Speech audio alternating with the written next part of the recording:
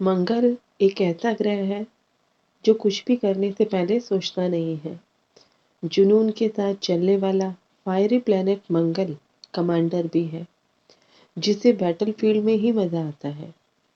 वहाँ वो अपनी फुल स्ट्रेंथ में होता है, पूरे जोश के साथ युद्ध भूमि में उतरता है। मंगल जिसमें इम्पल्सिवनेस के पूरे गुण हैं, कुछ करने से पहले सोचता भी नहीं है। मंगल हमारी फोर्स है, मंगल हमारी ताकत है।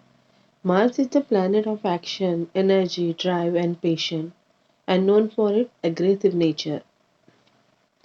अभी देश दुनिया में क्या हो रहा है हम सभी को पता है। ऐसे में क्या हो अगर देश और देश के राजा यानी हमारे प्रधानमंत्री मोदी जी दोनों की ही मंगल की दशा हो। मोदी जी की ऑलरेडी मंगल की दशा चल रही है और भारत की मंगल की दशा सितंबर 2025 से शुरू होने वाली है।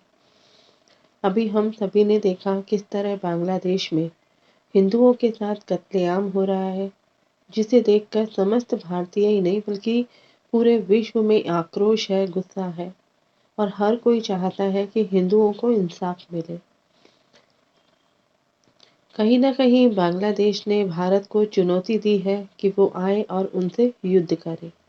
भारत की आर्मी के साथ साथ मोदी जी के निर्णय पूरे विश्व में जाने जाते हैं। ऐसे में बांग्लादेश ने बहुत बड़ी गलती कर दी। अब आगे क्या होगा इसका अंजाम ये आने वाला वक्त ही तय करेगा।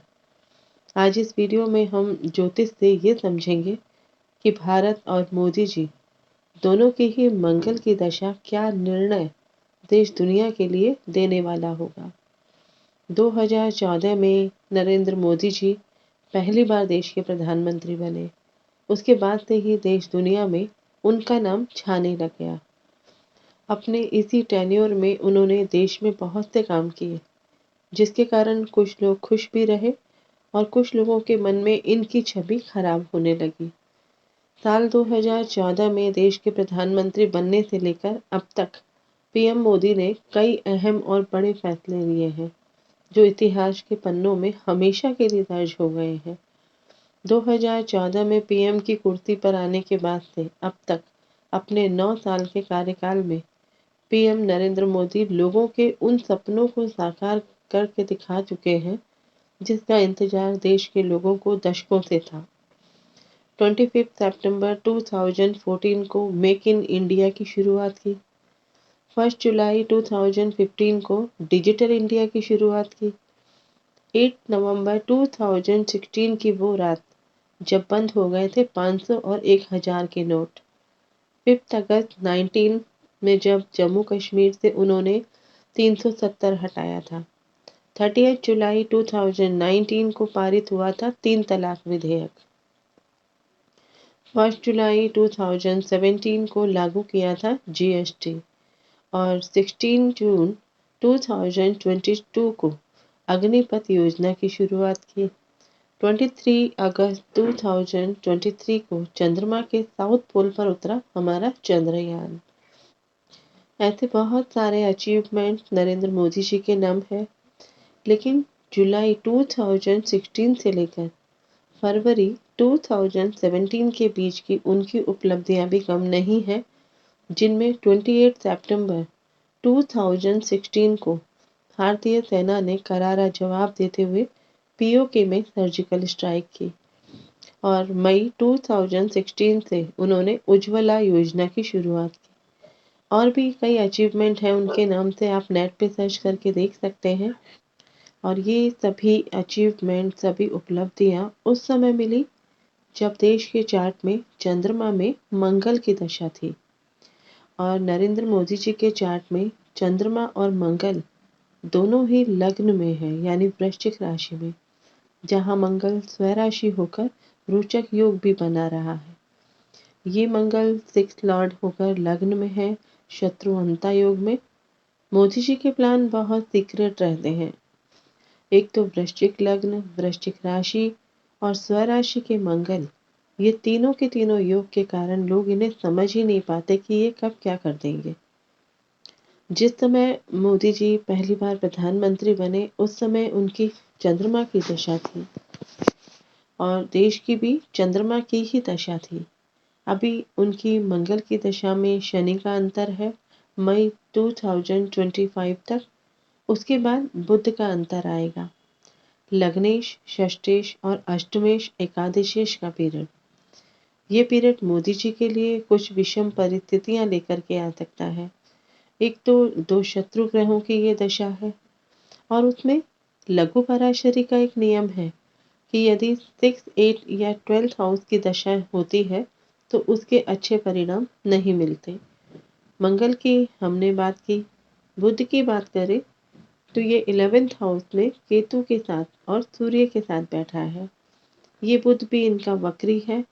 ये तीनों ही दशमेश सूर्य के नक्षत्र में है। यहाँ बुध मैलेफिक इन्फ्लुएंस में है। हालांकि ओन साइन है लेकिन फिर भी केतु से पीड़ित है। ये बुध यहाँ 10th लॉर्ड सूर्य से कंबस्ट है।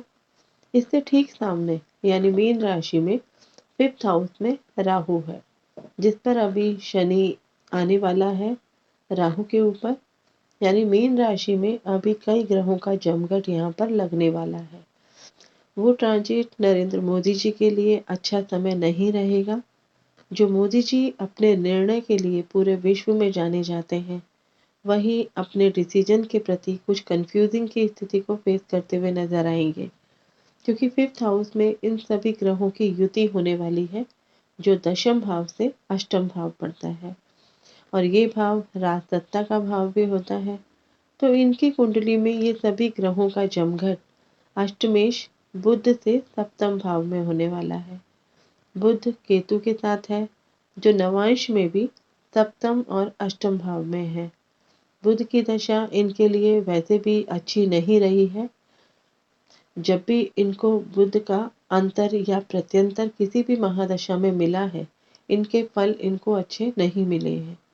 2001 से लेकर 2004 के समय इनकी शुक्र की दशा में बुध का अंतर था, तो उस समय गुजरात में भी रॉइट्स हुए थे, जिसके लिए इन पर कई केस बने थे, क्योंकि अष्टमेश की दशा दिक्कत करती ही है।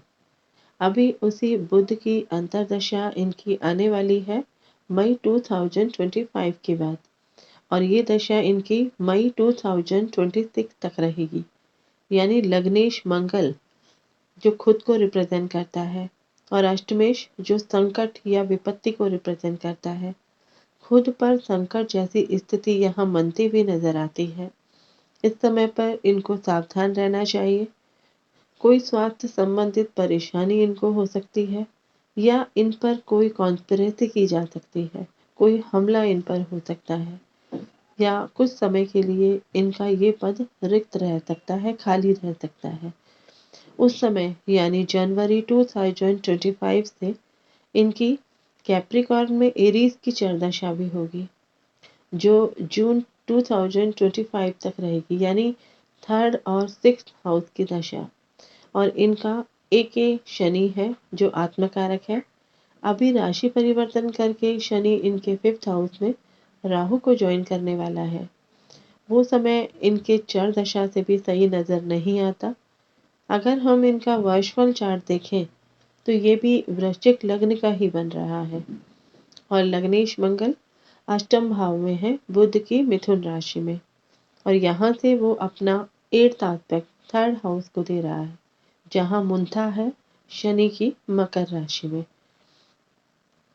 एक तरह से मोदी जी का वर्षफल चार्ट भी द्विजन्म लग्न का चार्ट बनता है, जो अच्छा नहीं माना जाता। मुंथा लॉर्ड शनि भी वक्री होकर 4th भाव में है, वो भी शुभ नहीं है। अपने राजनीतिक करियर में अचानक से देश के लिए कुछ फैसले इन्होंने लिए हैं, जिससे सभी को इन्होंने चौंका दिया था, जैसे सर्जिकल स्ट्राइक, कोरोना काल में लॉकडाउन होना, 3 कृषि कानून। इन सभी से पूरा देश उस समय हैरान था।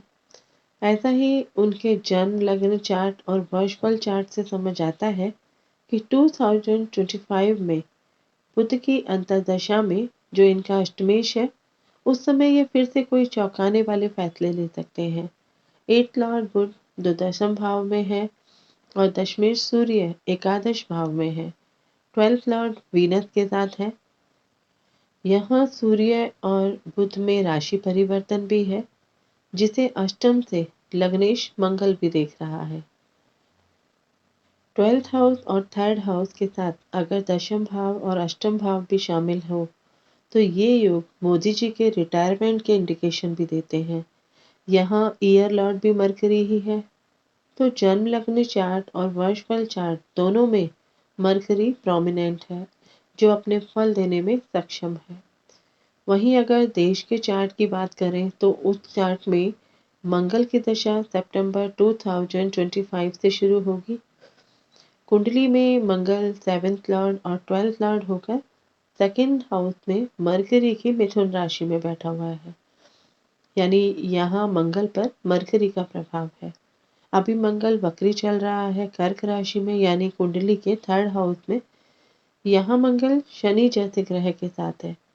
यदि पाप फल देने वाले मंगल की किसी राशि में वक्री होने के समय राहु या शनि से इनकी स्थिति षडाष्टक होकर प्रतिकूल हो तो ये बहुत मुश्किल वाली गोचरीय स्थिति होती है। 20 अक्टूबर को जब मंगल ने कर्क राशि में ट्रांजिट किया तब शनि कुंभ राशि में थे और मंगल से 8th हाउस में होकर प्रतिकूल षडाष्टक का संबंध बना रहे हैं। मंगल कर्क राशि में 5 दिसंबर को वक्री हुआ है और अगले वर्ष यानी 2025 में 21 जनवरी को मंगल वक्री अवस्था में ही पिछली राशि यानी मिथुन राशि में प्रवेश कर जाएंगे। यानी अपने नटल चार्ट में मंगल अपनी ही स्थिति पर गोचर कर रहे होंगे। बाद में 24 फरवरी को मंगल गोचर में दोबारा से मार्गी होकर आगे बढ़ जाएंगे और फिर 4 फरवरी को एक बार फिर से ये कर्क राशि में प्रवेश करेंगे। मंगल का जल तत्व की राशि कर्क में वक्री होकर लंबे समय तक ठहरना इस वर्ष सर्दियों में पहाड़ों पर हैवी स्नोफॉल होने के चांसेस है।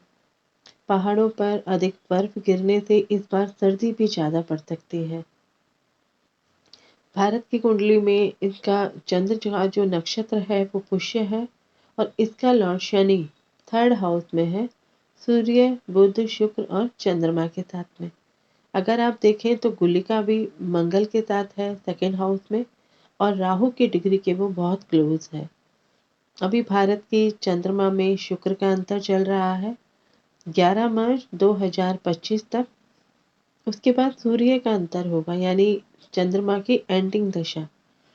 जब तक मंगल 3rd हाउस में रहेंगे गोचर के, यानी 5 महीने, तब तक देश में कम्युनल राइट्स हो सकते हैं, पॉलिटिकल सेटबैक का समय हो सकता है। इस समय देश पर आतंकी हमले हो सकते हैं, बॉम्ब ब्लास्ट की घटनाएं हो सकती हैं।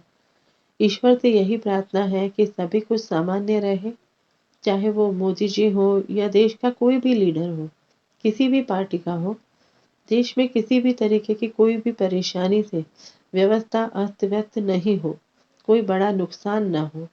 आप देखिए देश के वर्षफल चार्ट में भी एयर लॉर्ड फिर से मरकरी है और मुंथा लग्न में गुलिका के साथ है और लग्न लॉर्ड शुक्र बुध के साथ 11th हाउस में है, जो अष्टम के मंगल से और 5th के शनि से दृष्ट है। चरदशा अभी एक्वेरियस में लिब्रा की चल रही है अप्रैल 2025 तक। इस समय देश में शासन व्यवस्था अस्त व्यस्त होती हुई नजर आ रही है। आप लोग सोचिए, अभी तो मंगल की दशा आने में वक्त है, अभी तो मंगल सिर्फ गोचर का ही अपना काम कर रहा है। दशा आएगी तो क्या होगा, उसके लिए आपको एक और वीडियो देने की कोशिश करूंगी। आशा करती हूँ ज्योतिष के दृष्टिकोण से आपको ये वीडियो जरूर पसंद आया होगा, तो इसे लाइक करें, शेयर करें और चैनल को सब्सक्राइब जरूर कर लें। मिलते हैं ज्योतिष के एक और इंटरेस्टिंग नई जानकारी के साथ। तब तक अपना और अपने परिवार का ख्याल रखें, सुरक्षित रहें। जय हिंद, जय भारत।